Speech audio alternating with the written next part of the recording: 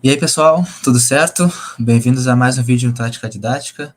Meu nome é Vinícius Ferreira e hoje eu vou falar um pouco sobre a Copinha do Inter em 2022, fazendo um aquece aí para a Libertadores que está chegando, a Libertadores Sub-20.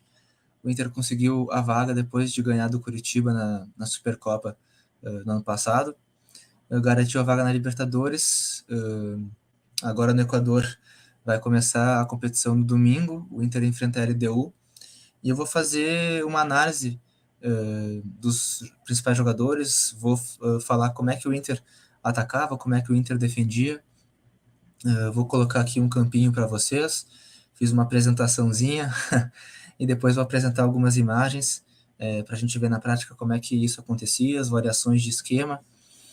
E um vídeo diferente aqui no canal sobre a base do Inter. Então, se tu curtiu, já deixa teu like, te inscreve no canal, isso vai ajudar bastante a gente.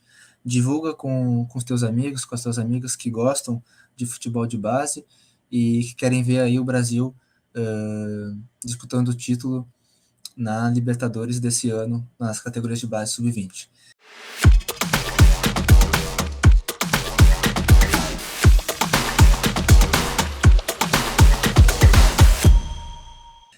Para quem quiser me seguir, a minha rede social é o Twitter, tá aqui embaixo, essa rede social, o VS Ferreira 07. Então, vamos seguir. Eu analisei alguns jogos do Inter, na verdade, todos os jogos que teve na Copinha eu analisei, menos o do Flamengo de São Paulo. Eu não consegui o jogo, não consegui analisar ele, então não coloquei aqui. Mas foram esses jogos que eu analisei do Inter na Copinha. Para começar, o esquema base do Inter, então, num 4-2-3-1, todos os primeiros nomes são os titulares e os que vêm depois da barra são os reservas, os terceiros jogadores, né? Tentei colocar em quantos jogos esses jogadores tiveram. Né? O Pedrinho aqui ele pode jogar, jogou pelo meio, jogou pela direita também, o Adriel pelas duas pontas. Então, mas é basicamente assim a equipe se comporta, o esquema base, né? E aí as flechas são para a direção da onde o time ataca quando tem a bola. A equipe fica um 3-4-3, 3-4-2-1, como vocês preferirem. Mas é interessante, e na copinha em si, né, teve muito saída de 3+2, então 3 zagueiros e 2 meio-campistas, né, e um desses zagueiros era o lateral direito ou o lateral esquerdo. Isso foi muito comum na maioria das equipes da Copinha. E no Inter não foi diferente, e já vinha acontecendo essa formação com a bola no ano passado. Né? E quem era o zagueiro pela esquerda, que ficava como o terceiro zagueiro, né? Não era o Lucas Rian, né? Era o João Félix, e o Taualara ele entrava no lugar do Jonathan. Então, a formação é a mesma do ano passado, claro que com jogadores diferentes, mas esses três zagueiros, o lateral esquerdo, ele descia para fazer essa linha de três na zaga, com os dois volantes, e aí liberando o Guilherme Varjão, fazendo um ala direita, e o Estevão ele caía por dentro, né? Então ele saía da ponta e ia para um entrelinhas junto com o Alisson e o Luca mais na frente. E era assim que o Inter atacava quando tinha a bola, e tinha uma variação que era bem interessante, e depois vou explicar melhor com algumas imagens, mas o Inter, eu até vou voltar aqui, nesse 3-4-2-1, ele tinha um quadrado no meio de campo, né? Então Gustavo, Alisson, Estevão e Bizeski, né? Era basicamente, não um quadrado, mas meio que um losango, uma forma de um losango, um retângulo, desculpa, um retângulo no meio de campo. E aí uma outra variação era avançar um pouco mais o Gustavo e descer um pouquinho o Estevão, fazendo um tripé, né? O Bizeski, o Gustavo e o Estevão, e um dos homens de frente, o Alisson ou o Luca, descerem para formarem um losango. né? Então, criando triangulações entre eles, mas também outra dinâmica que existia na equipe era quem não descia para fazer para formar o losango caía pelo lado para formar triangulações com os zagueiros e os alas. Então, o Luca desce para fazer, para formar esse losango, e o Alisson ele cai para a esquerda para ter a opção de passe do Lucas Ian e do Jonathan, fazendo uma triangulação entre eles. Então, uma variação bem interessante, foi feita contra a Portuguesa, gostei bastante. É sempre interessante a gente observar nos jogos as variações que as equipes têm durante o jogo, né, ao decorrer da partida, para a gente ver que o time ele consegue jogar de uma outra maneira, né? Com jogadores em outras posições, com dinâmicas diferentes, para tentar furar o bloqueio da marcação e conseguir fazer o gol. Já na fase defensiva, o Inter jogava num 4-4-2. O Alisson, por vezes, descia um pouco mais que o Luca, ou também ficava na mesma linha que o Luca. O bloco dependia muito do contexto da partida. Muitas vezes era um bloco alto, um bloco médio alto, né? Mas, por exemplo, contra o Palmeiras foi no primeiro tempo um bloco médio baixo, né? Deixando o Palmeiras com a bola. Então depende muito do contexto, como vai ser a altura do bloco do Inter, se vai marcar mais alto ou não. Mas o Inter ele induz muito a equipe adversária a jogar pelos corredores laterais e aí buscar uma igualdade ou superioridade numérica nos corredores laterais, né? Com um volante, o zagueiro e o meia, ou o atacante, o meia e o volante, né? Mas sempre buscando 3 ou 4 jogadores nesse setor, né? Busca também fechar bastante o meio. E a marcação, tu não vai ver, por exemplo, o João Pedro, zagueiro do Inter, indo até o campo adversário, na área do adversário, para marcar um jogador. Não tem perseguições muito longas, né? São perseguições mais nos setores que eles estão. Então, o João Pedro pode sair dessa posição dele para tentar fazer uma antecipação um pouco mais à frente, para recuperar a bola. O Guilherme Varjão é a mesma coisa, ele pode sair desse setor, desfigurando essa linha de 4, para fazer antecipação num passe ruim do adversário, por exemplo, para o companheiro.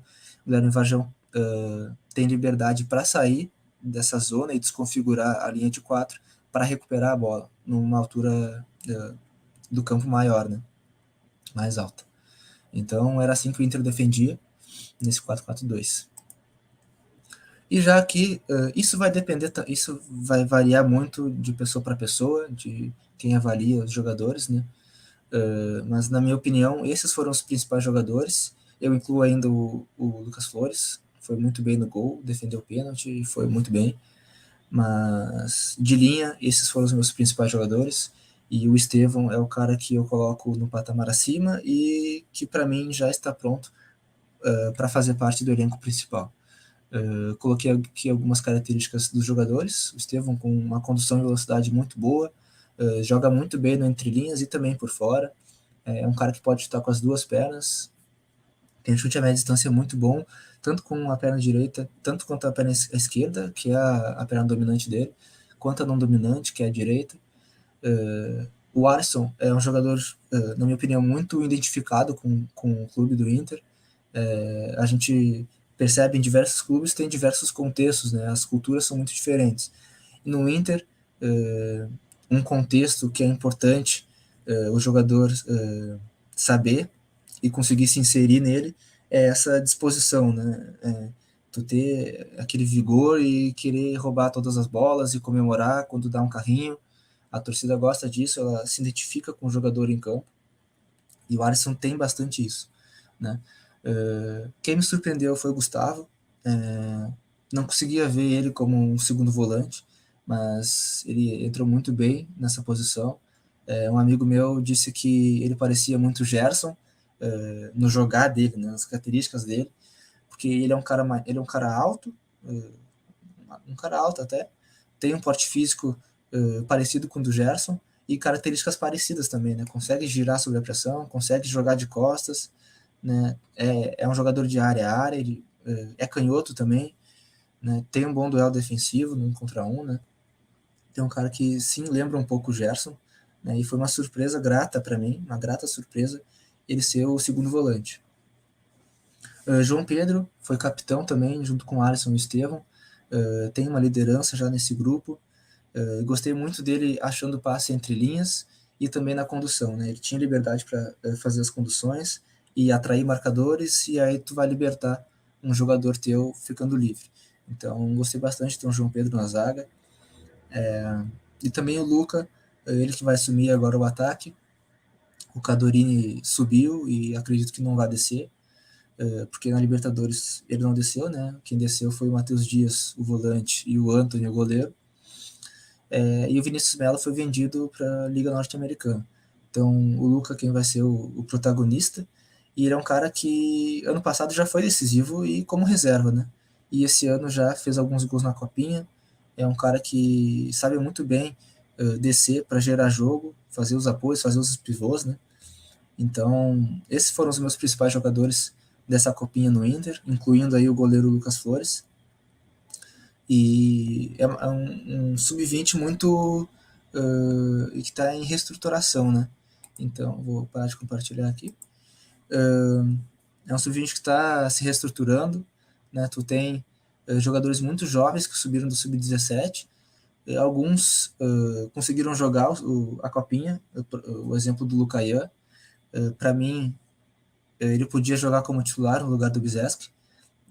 Conseguia dar muita dinâmica no meio de campo, dava o controle, segurança, tem um passe muito calibrado, é um cara muito seguro, e eu não me surpreendo de ver ele como titular já na Libertadores. Acho que ia ser interessante de ver. Claro que já é uma competição de um nível muito maior, né? Mas ia ser interessante de vê-lo disputando uma competição, um nível competitivo maior. Gostei muito dele, foi também uma grata surpresa. Varjão também, o Guilherme Varjão, ele assumiu a posição do Bernardo, se eu não me engano, o Bernardo foi suspenso, ou acho que teve uma lesão, mas ele acabou ficando de fora de alguns jogos, o Varjão entrou e foi muito bem. Não sei também por que ele não foi inscrito para Libertadores, ele fez uma baita copinha. Jonathan também, recentemente, ele tinha ido feito testes para a seleção olímpica, acabou não indo, mas também foi muito bem. Contra a Portuguesa sofreu pênalti na vitória. Ele foi um jogador bem importante no time. E o Inter tem um coletivo muito forte, né? Tem um coletivo muito forte. Até eu tinha visto no Twitter uma página que fala sobre a base do Inter, que é o Inter Taticando. Ele falou que o Inter ele tem um coletivo muito forte, mas ainda falta aquele jogador para quebrar isso, né? Para ir para cima, um cara mais agressivo. E a gente tem pontas assim, né? Mas o esquema me parece um pouco rígido. Acho que o João Miguel, ele contra o Palmeiras a gente viu isso, porque o Inter ele precisava mudar a forma como jogava, porque não estava conseguindo jogar do jeito que estava acontecendo na partida. Ele não abdicou dos três zagueiros, ele continuou com os três zagueiros, e ele demorou para colocar o Vitinho.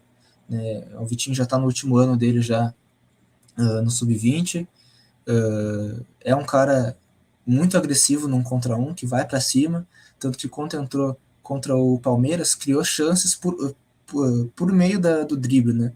Então ele desequilibrou bastante as linhas do Palmeiras, e ele tem força física, ele tem potência, tem arranque, né? Tem explosão, e eu acho difícil ver os nossos pontas, os pontas do Inter, conseguirem um desempenho muito grande com a rigidez do esquema. Eu acho bem difícil. Mas, enfim, agora eu vou mostrar para vocês algumas imagens e vou comentar aqui com vocês. E a primeira imagem é o 4-4-2 do Inter. A gente já vê o Inter um pouco no médio, num bloco médio, bloco baixo. A gente vê as linhas, o 4-4-2, bem perceptível. A próxima imagem é o gol do Inter contra o Palmeiras, que colocou o Inter no jogo, e o Inter quase empatou, teve bola no travessão, foi um segundo tempo muito diferente do primeiro. A gente vê o Vitinho, que tinha entrado, né, e o Bernardo, que também entrou no decorrer da partida, bem abertos, o Vitinho já um pouquinho mais por dentro, mas o Bernardo bem aberto. E aí, no intervalo, o Leonardo já tinha entrado no jogo, né? E aí, para ficar pesando mais e não dar tanto problema para o Luca, né? Que estava difícil para o Luca jogar. E o Leonardo entrou, pesou na última linha, foi um jogador interessante no jogo contra o Palmeiras. E aqui a gente também vê o Alisson jogando no entre linhas. Aqui é um contra-ataque do Inter, né? Uma transição. O Estevão conduz em velocidade. O Alisson se posiciona muito bem no espaço onde não tem ninguém, nas costas dos volantes. Faz assistência para o Luca, que ele gira e faz o gol. Aqui a gente vê, né, o Leonardo, o Lucaian, dois jogadores que entraram no segundo tempo, no Inter. A gente vê o Lucaian avançando bastante. Isso é um momento da partida, né, porque o Inter estava numa transição, uma transição rápida. E a gente vê o Alisson também caindo um pouquinho mais para a esquerda, Leonardo fazendo um movimento no espaço livre aqui, e o Luca lá aberto, né? Então a gente vê também a troca de posição entre os jogadores. O Luca não está centralizado na área, ele é um centroavante bem móvel, que se move bastante pelo campo. E uma outra característica e que eu falei no campinho é a saída de um dos laterais, os zagueiros, para desconfigurar a linha de 4 lá atrás, para recuperar a bola no campo ofensivo. Né? Então eles têm essa liberdade para fazer esse salto de pressão. Então, eles saltam pressão no marcador para recuperar a bola ou para antecipar ela. Né? E aqui o Lucas Ian percebeu que o passe não foi muito bom, foi ruim, foi fraco, e o Lucas Ian consegue recuperar a bola já no campo de ataque.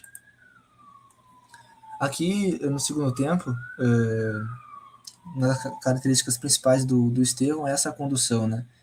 Ele coloca a bola no pé e é muito difícil de tirar, gruda a bola nele e aqui ele dribla 2, 3 marcadores, deixa o Alisson na cara do gol, e algo que o Inter explora bastante, né? E a gente vê o Estevão pelo meio, né? A gente vê o Estevão pelo meio e o Alisson caindo de fora para dentro, né? Fazendo esse movimento de filtração. É uma chance muito boa criada, infelizmente não foi gol, mas dos dois jogadores principais aí do Inter na Copinha. E aqui, como o Inter pesa dentro da área, né, enquanto os jogadores atacam no campo ofensivo, o que é muito parecido também com o modelo do Medina, né? Isso eu vejo como algo positivo, porque os modelos são muito parecidos, né? O esquema como jogam, né? Como ataca e como defende são parecidos, e como ataca, principalmente nessa fase do último terço, com muitos jogadores. A gente tem 4 jogadores pisando na área: Luca, o Alisson, o Jonathan, o Estevão também entrando dentro da área, ele faz o chute, quase faz o gol. Tu tem o Bernardo bem aberto, podendo fazer algum cruzamento para o Alisson ou para o Luca no meio da área. Tu tem o Gustavo chegando como uma sobra, um elemento surpresa. Então são diversos jogadores do Inter no campo de ataque. Depois, mais para frente, vou mostrar uma outra imagem também sobre a mesma coisa.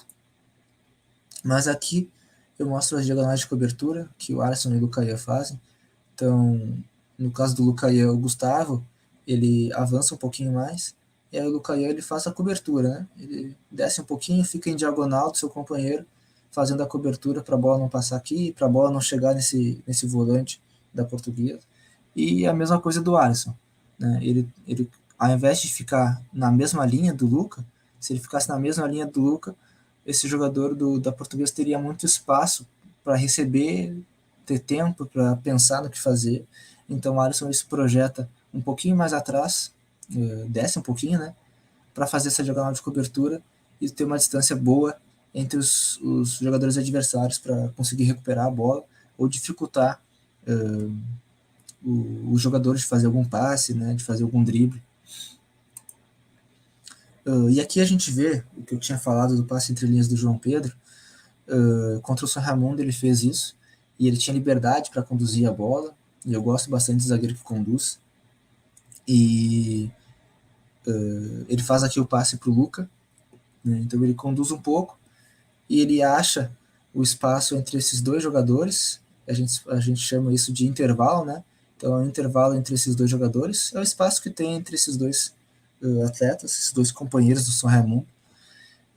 João Pedro acha esse espaço, ele arrisca o passe entre linhas, podia muito bem ter feito o passe para o Bizeski, que também estava livre, mas ele arrisca o passe para o Luca, que sai da referência para fazer o pivô. Né? Então, o João Pedro e o Inter buscando bastante fazer os passes entre linhas, né?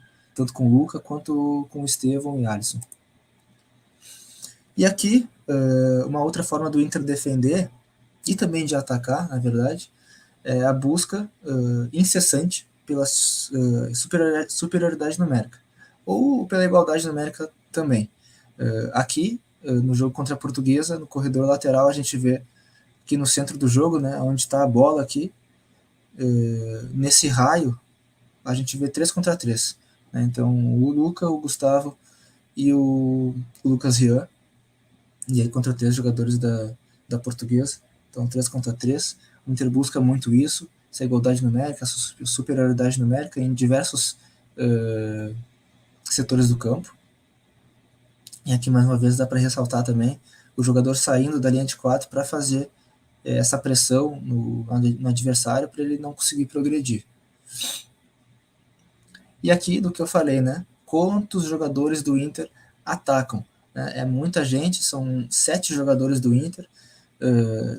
O Pedrinho aqui entrou no lugar do Estevão, aí também caindo por dentro, liberando e dando bastante espaço para o Bernardo avançar e ter bastante espaço no lado direito.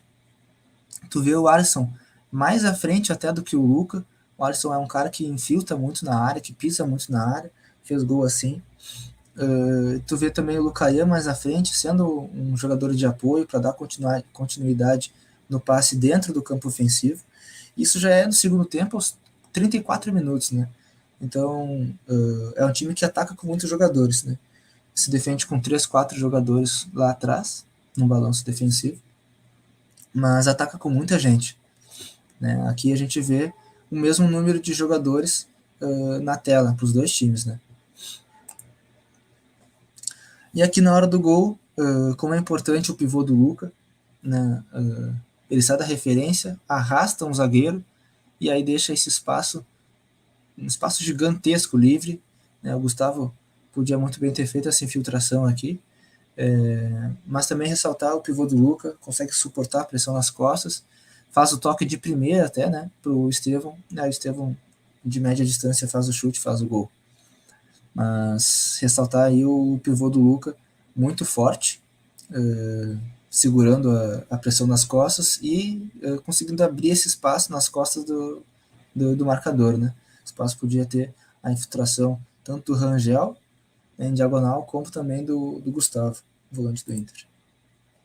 E aí, mais uma vez aqui, o outro pivô do Luca, agora já saindo bastante da referência, né? Ele vai lá para o campo de defesa, próprio campo, para fazer o passe, gerar jogo, gerar triangulação. É um jogador que faz muito isso. Ele é um cara bem móvel, sai bastante da área para fazer esses apoios e dar continuidade e progressão no ataque do Inter. E aqui, mais uma vez, igualdade numérica que o Inter coloca no campo agora já de ataque e campo de defesa da Portuguesa, com o Estevão, o Alisson e o Lucaia, cada um em um. Então, o atacante no zagueiro, o meia-direita no lateral esquerdo e o volante saltando pressão no outro volante da Portuguesa para não ter essa opção de passe, né? Então, o volante salta e a equipe adversária é obrigada a jogar por bola longa. E aí o Inter vai buscar a vitória no primeiro, segundo momento na disputa pelo alto. E aqui é onde sai a origem do gol, do primeiro gol do Inter contra o São Raimundo, o gol do Estevão. O Inter ele tá atacando, perde a bola, e aí algo que é muito pedido pelo João Miguel, e bem parecido também com o Medina, a pressão pós-perda. Né? A gente vê já Estevão e Alisson bem perfilados para roubarem a bola e bem atentos, o Luca também. A gente vê o Bizeski já tentando entrar na frente do jogador do São Raimundo, para ele não ser mais uma opção de passe, Então, o jogador que toca a bola não tem nenhuma opção de passe, né? Ele vai ser muito pressionado por diversos jogadores do Inter, e a gente vê aqui a superioridade do Inter contra os jogadores do São Raimundo. Né? Tem 5 jogadores do Inter contra 3, 4 jogadores do São Raimundo. Esse que está mais na frente já está tentando atacar os espaços, mas o Inter consegue recuperar a bola e aí faz o gol. Então, muito importante a pressão que o Inter faz quando perde a bola. Ela tem um êxito muito grande, essa pressão pós-perda que o Inter faz, e a eficiência é muito grande, muito alta, quase sempre dá certo. E tem que ter físico, né?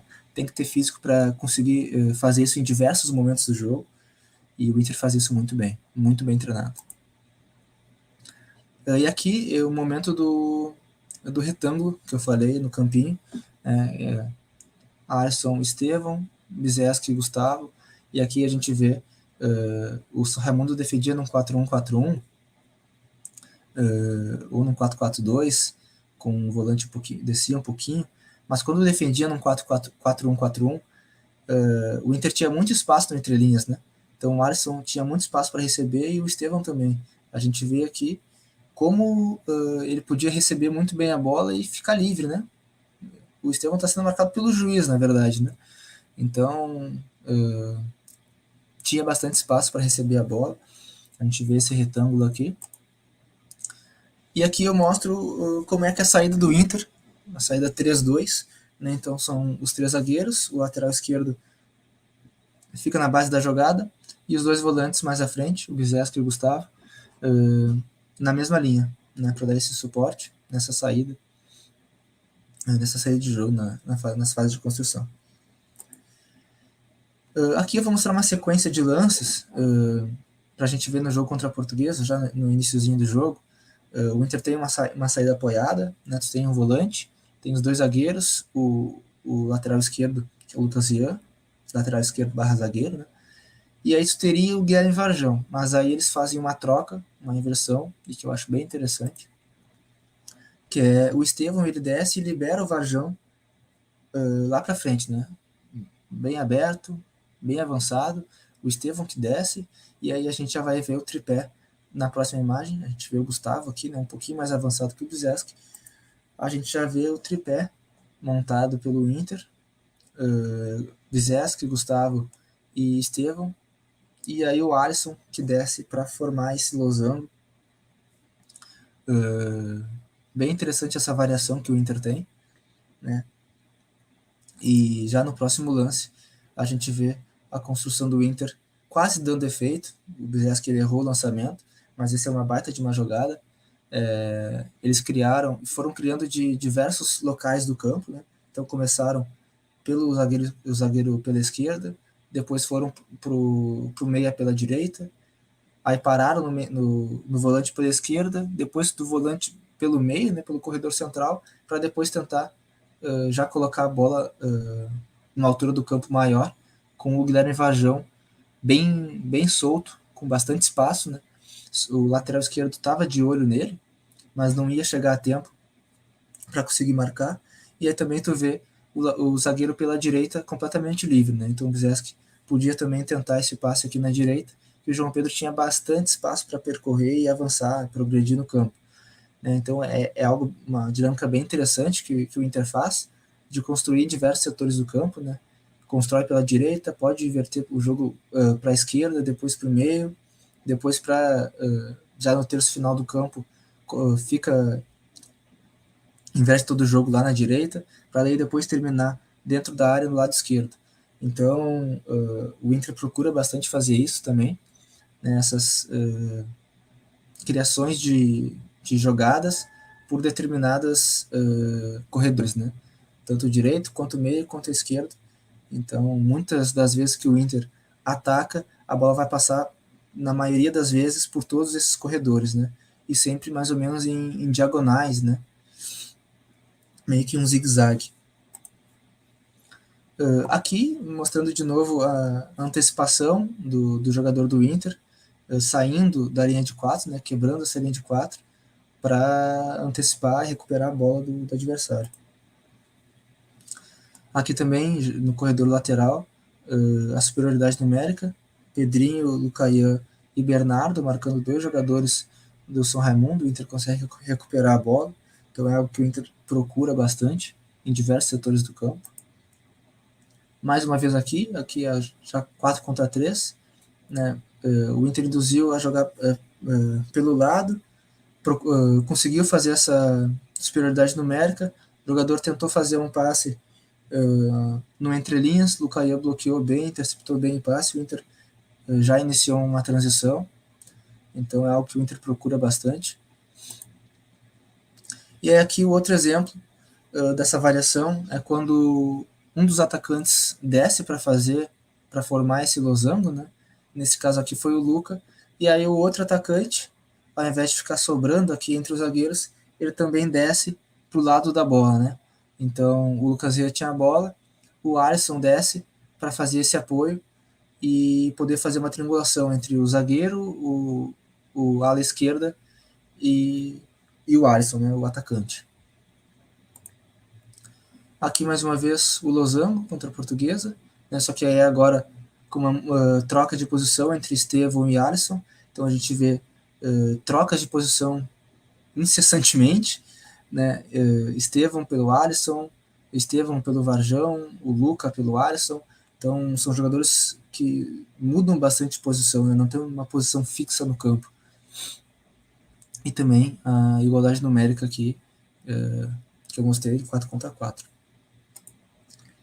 E aqui na última imagem, como eu falei, o Inter ele tem pontas que são agressivos, mas, na minha opinião, o sistema do João Miguel era um pouco rígido, né? Ele não abdicou dos 3 zagueiros contra o Palmeiras, e ele podia ter feito isso, né? Preferiu ficar com os 3 zagueiros, e demorou até para colocar o Vitinho, na minha opinião.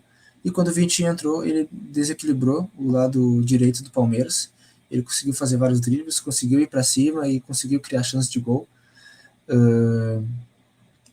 E ele é um ponta forte fisicamente, tem boa explosão, é forte, tem potência, né, e é forte no arranque, é muito agressivo no 1 contra 1, é incisivo.